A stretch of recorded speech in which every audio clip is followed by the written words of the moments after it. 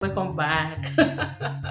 So this is part two of our second phase interview group interview session. Okay. So during the last video, during part one. So if you haven't watched part one, I don't know if you really get the gist here. Go and watch part one. Please pause this video, go and watch part one. And then you come back. Okay. So if you've watched part one, let's continue. All right.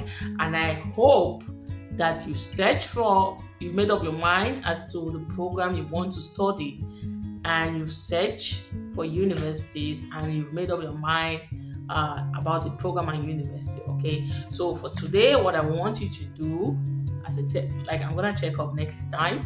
So what I want you to do is look at the requirements. All right. Am I required to take IELTS or TOEFL or Duolingo, whatever? All right, look for the requirements. Or am I required to have a bachelor's or an upper secondary school certificate? So look at the requirements for this program. All right, comment below. Tell us your university and some of the requirements that you are like, oh, I found out that they needed this. I didn't know they needed it. So let's be accountable for each other. Okay, so let's dive into today's video. All right, so last week I talked about the why, the how part when it comes to group discussion, the individual interview, or you writing your motivation letter. Why you applying for this program? Why you applying for this particular program in this university? Why you applying for this particular program in this university in this country? All right, so I talked about the why part, and I also talked about the how part. So how are you gonna manage your studies? How are you gonna combine your studies with work? How are you gonna manage your finances? Your day-to-day expenses and your payment of fees. How are you gonna combine this? So that I talked about these things in the last video. Okay, so now after the why part, now I want to give you some tips when it comes to group, especially group interview. When it comes to group interviews, it means you're not alone. That's one thing you should mention. And when in terms of group interview, now what's the objective? What's the main goal? Because if you get into something without knowing, for example, it's like you're getting into the exam without knowing what the teacher requires. You understand? But if you know that, oh, this is what this child loves, like when we're in school, you know that there are teachers who want you to write things exactly the way they gave you in their notes. All right. But there are some who want you to put things in your own words. So you already know. So if this particular teacher wants me to put things in my own words, I'm going to give it to him or her. Okay. Because I know that's their checkpoint. All right. Or that's their top priority. So why this group interview? One reason, the first reason why it's a group interview, not an individual interview, is because they want to see your interaction level.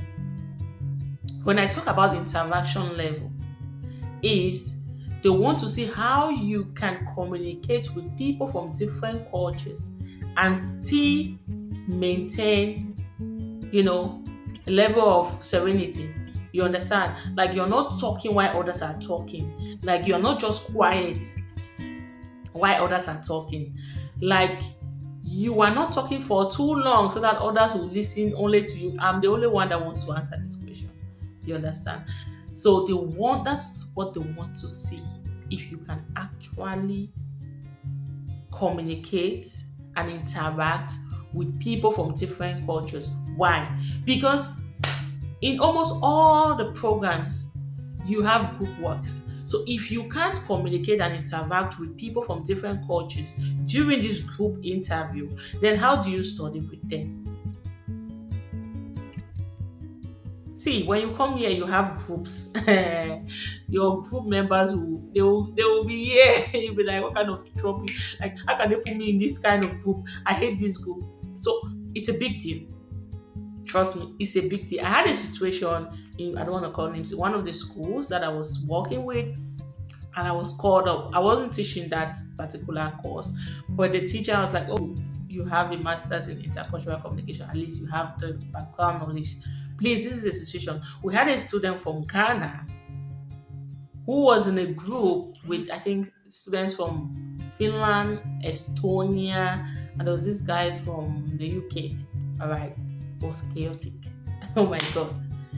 And when I and she didn't want to work with them, yeah.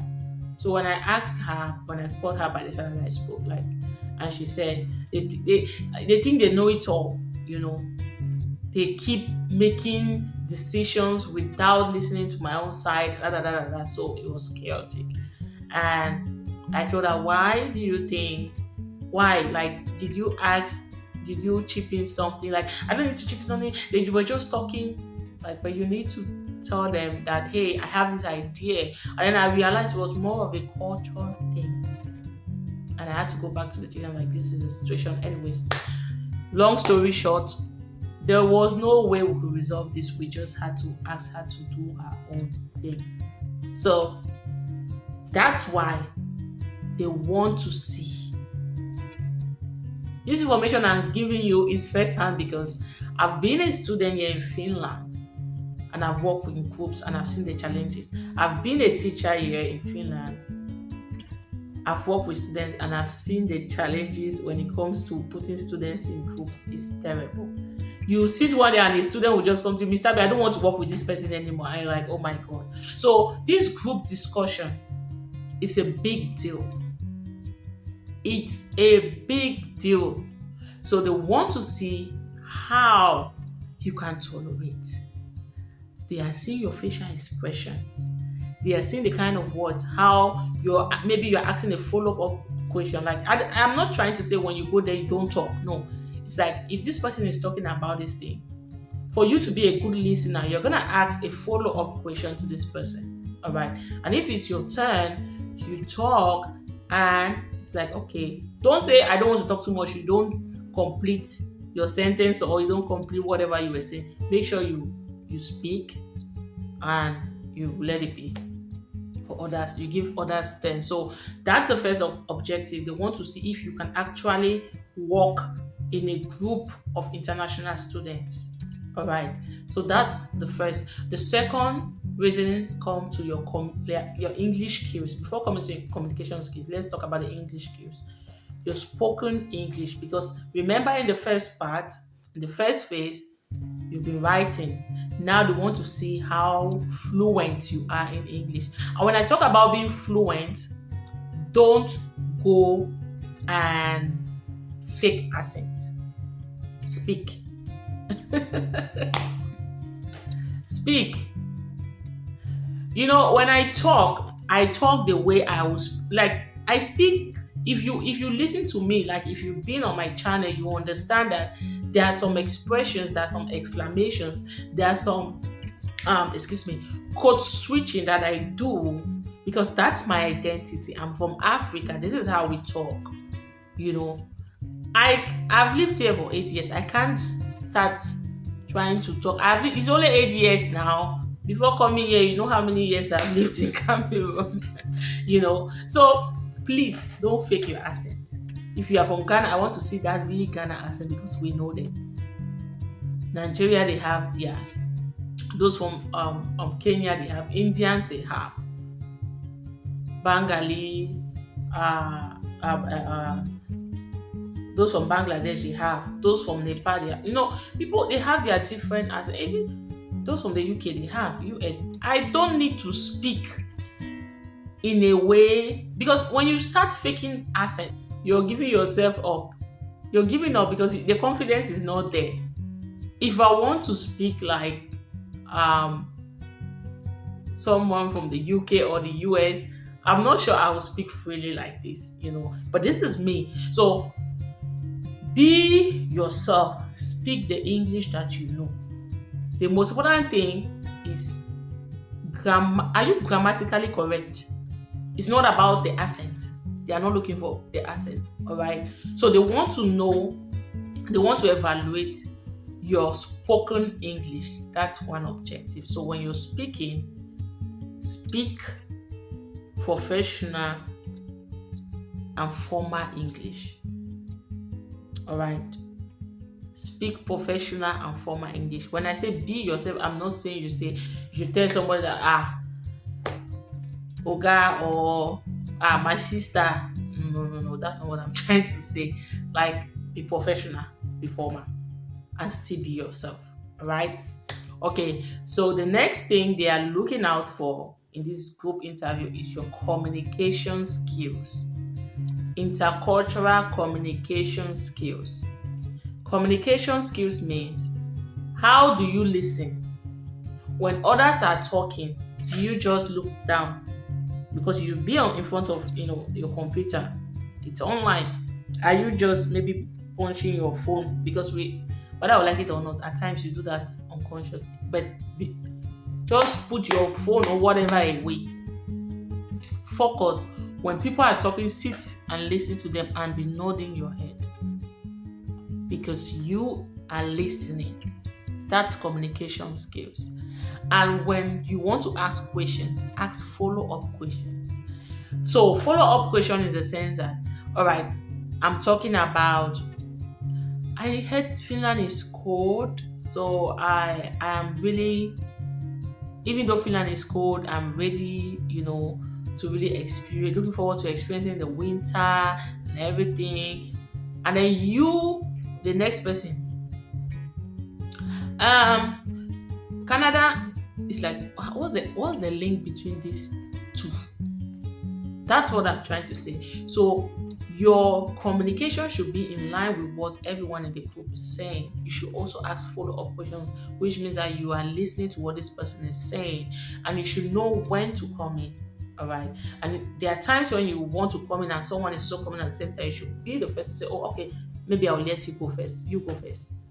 Let the person say, no, okay, you can. Okay, thank you. That's communication skills. All right. You pay me money for this, so I can talk from now to tomorrow because this is my field. So, but I'm here for you, so I'm gonna give you everything for free. So those are the skills they want to see. Be in the conversation, be in the discussion. Don't just say, oh, it's my turn to talk, you talk, and you focus elsewhere. No, be in the conversation, be present in the conversation. Listen, talk, and also ask questions when necessary. And ask simple and straightforward questions. All right. And if you don't know, if someone among you asks you a question that you're not so sure, it's like, that's a good question, but I don't have so much knowledge about that, but I'll check it out. I think I'll learn more about that. Simple. Okay. All right. So these are the different, objectives or outcome of this group interview. So make sure you take into account those present, because they are looking at your interaction skills, your English skills, and your communication skills. Very important. And what are some of the things you'll be talking about? The different topics. They're not gonna ask you questions that you don't know. Questions that you don't know. What do I mean by questions that you don't know? They're not gonna ask you about engineering program when you are applying for an education program or nursing program. They're not gonna ask you that question. So which means that if you want to apply for a nursing program, you should be versed with that program.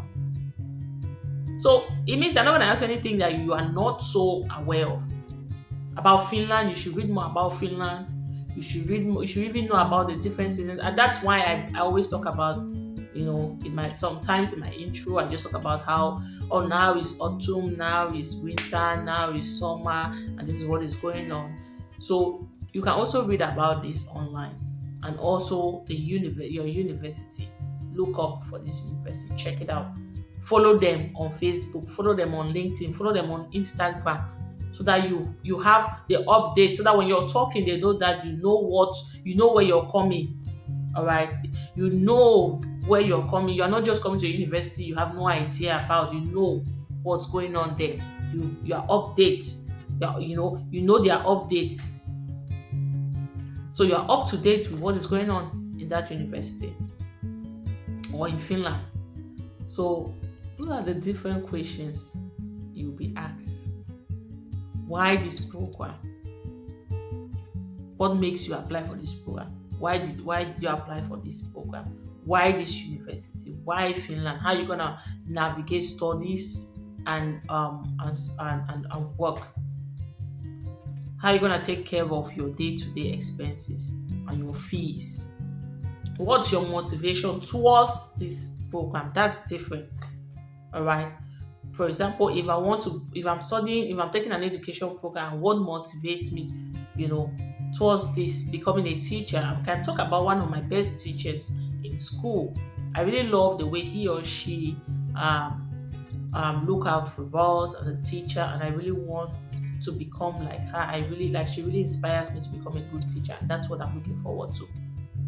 If it's nursing, you can talk about maybe there was a time my sister, my brother, or someone in the family was sick, and the way one nurse attended to them in a good way or positive or negative way, that can motivate you because you want to become a better nurse in order not to behave like that nurse, who had a negative impact on whoever was sick.